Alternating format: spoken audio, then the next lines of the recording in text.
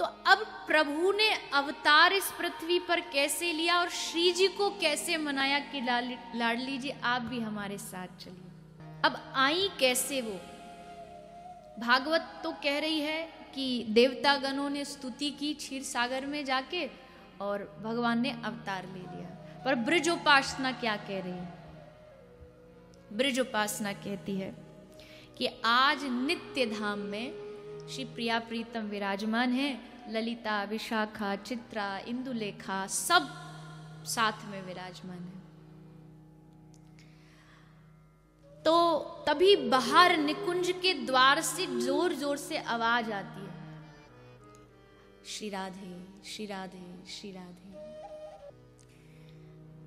तो निकुंज के बाहर आवाज आती है, श्री राधे श्री राधे श्री राधे। विशाखा एकदम चौंक जाती है, ललिता को कहती है देख तो कौन आया बाहर निकुंज के दरवाजे पर। ललिता कहती है अरे आया होगा कोई, जाने देना, आज वैसे ही हमारा दिमाग ठीक नहीं। बोले क्यों? बोले आज स्वामिनी और ठाकुर जी दोनों में आपस में मान लीला चल रही है। आज स्वामिनी मान किए बैठी है। बोले काय बात का मान किए बैठी है? ललिता कहती है कि आज प्यारे ने प्राण प्रिया को, स्वामिनी जी को प्यारे जो चंद्रमा दिखा रहे थे और चंद्रमा दिखाते दिखाते बोलते हैं प्यारी जी तिहारो मुख चंद्रमा समान। तो लाडली जी इसी बात पे मान कर बैठी। विशाखा बोली इसमें मान करने वाली कौन सी बात है, क्यों रूठी है? बोले ललिता कहती है इसलिए रूठ गई कि हमारे मुख में कलंक कहाँ है? चंद्रमा में तो कलंक है, चंद्रमा में तो दाग है, आप हमारी उपमा चंद्रमा से दे रहे हैं, तो इसलिए लाडली जी ने मान कर दिया। दोनों बात कर रहे हैं। तभी जो बाहर से जो स्वर गूंज रहा था वो तेज हो गया, श्री राधे श्री राधे श्री राधे। विशाखा बोली अरे जा तो देख कौन आया है। तो गई ललिता बाहर, देखा 3 पुरुष खड़े थे। कौन है आप, क्यों आए हो? आपको पता नहीं आज एलादनी थोड़ा रूठी हुई है, ये उनका विहार का समय, आप यहाँ जोर जोर से आवाज लगा रहे हो। तीनों ने हाथ जोड़े, हम हैं ब्रह्मा विष्णु और महेश। देखिए अब राधा दास्य का महत्व देखिए कि ब्रह्मा विष्णु खड़े ललिता के सामने प्रार्थना करने के। क्यों आए हो आप? हे ललिते, पृथ्वी पे पाप बहुत बढ़ गए हैं, उन पापों के उद्धार के लिए भगवान को अवतार लेने के लिए मनाने आए। अब ब्रजोपासना और जो सैद्धांतिक जो बात है उसमें फर्क देखिए। क्षीर सागर में गए थे देवतागण, पर ब्रजोपासना कहती है कि निकुंज में आए। तो कहा कि पाप बढ़ गया, उसको खत्म करने के लिए अवतार के लिए प्रार्थना करने आए। ललिता बोली कि ये बात तो ठीक है, लेकिन ये पाप और पुण्य से हमारे श्याम सुंदर परे हैं, यहाँ उनका कोई पाप पुण्य से काम नहीं। आप जाओ, तुम मार दो कंस को, कौन सी बड़ी बात है? तुम्हारे लिए बड़ी बात है कंस को मारना। तो शंकर जी थोड़े प्रेमी हैं, तो उन्होंने बात को संभाला। अरे नहीं नहीं ललिते, वो पाप वाप नहीं, अरे कंस को मारना तो कोई चला जाए, हम चाहते हैं कि राधा माधव का जो प्रेम है उस प्रेम का संचार श्री ठाकुर पृथ्वी पर जाके अवतार लें और सबको कराएं। ललिता बोली हाँ ये बात थोड़ी जचती है, अब मैं थोड़ा निवेदन जाके कर सकती हूँ, तो मैं तुम्हारा संदेश पहुंचा दूंगी और जो भी उनकी आज्ञा होगी तुम्हें पता लग जाएगा। तीनों प्रणाम करके देव वहां से चले गए। अब देवी ललिता निकुंज में प्रवेश करती हैं। श्री श्याम सुंदर श्यामा जो दोनों विराजमान हैं आपस में बात कर रहे हैं। श्याम सुंदर मना रहे हैं चरणों में पड़े पड़े लाडली जी, क्योंकि मान किए बैठी थी ना, तो मना रहे हैं। तभी ललिता आती है, प्रणाम करती है। हे श्याम सुंदर, आज 3 देव आए थे, किस लिए आए थे? बोले निवेदन कर रहे थे आपके अवतार के लिए कि आप अवतार लो। ठाकुर जी ने सोचा ये अच्छा समय लाडली जी के मान को दूर करने का। बोले ठीक है, कह दो उनको हम अवतार लेंगे, और मुस्कुरा दी। अब लाडली जी तीखी तीखी नजरों से देख रही हैं। अच्छा आप अवतार लेंगे? हमसे पूछा तक नहीं कि हमें जाना है कि नहीं, और खुद ही निर्णय कर लिया कि अवतार लेंगे। मानो स्वामिनी प्रश्न कर रही हूं कि उस ओर देख करके, हमारे बिना चले जाओगे आप? तो श्याम सुंदर ने देखा कि थोड़ा तो मान कम हुआ, ध्यान दूसरे स्थान पर गया।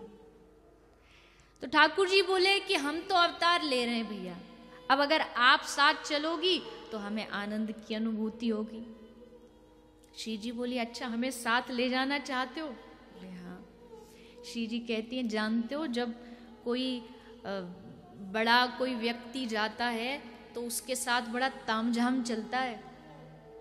हमको अवतार लेना है तो ऐसी आसान नहीं है। हमको ले जाना है तो हमारे पूरे ब्रज धाम को साथ लेके जाना पड़े। मैं बिना यमुना महारानी के रह नहीं सकती। मैं उस स्थान पर जाना नहीं चाहती जहां गोवर्धन ना हो।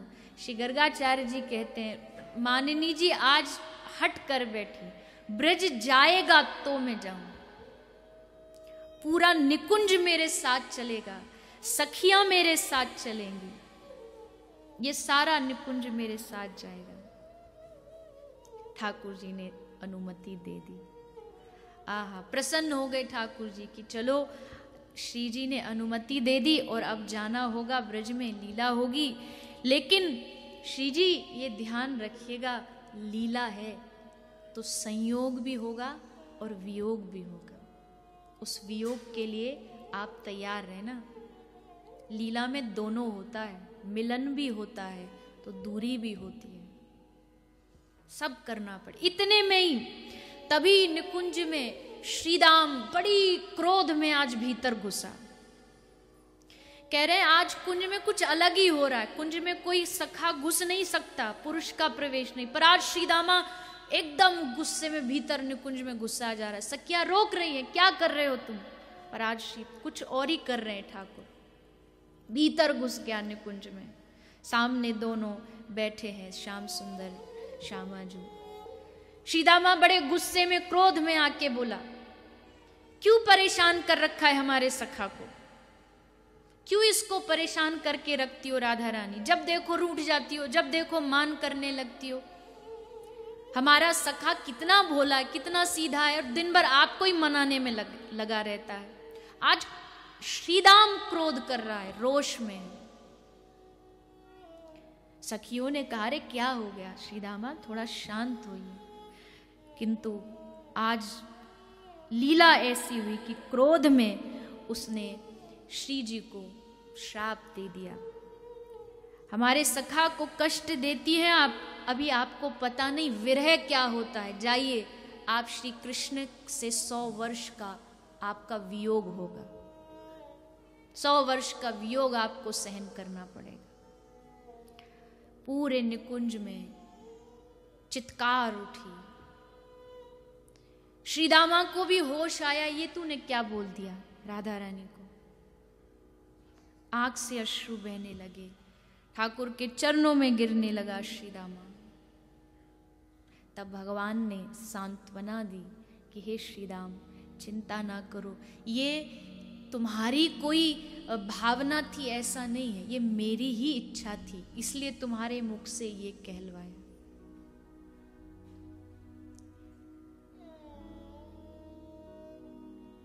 श्री जी बैठी है साथ में, सब मोर शुक सारी सब विराजमान है। सब श्री जी से प्रार्थना कर रहे हैं, लाडली जी आप जा रही हैं, हमारा क्या होगा, हम कैसे रहेंगे?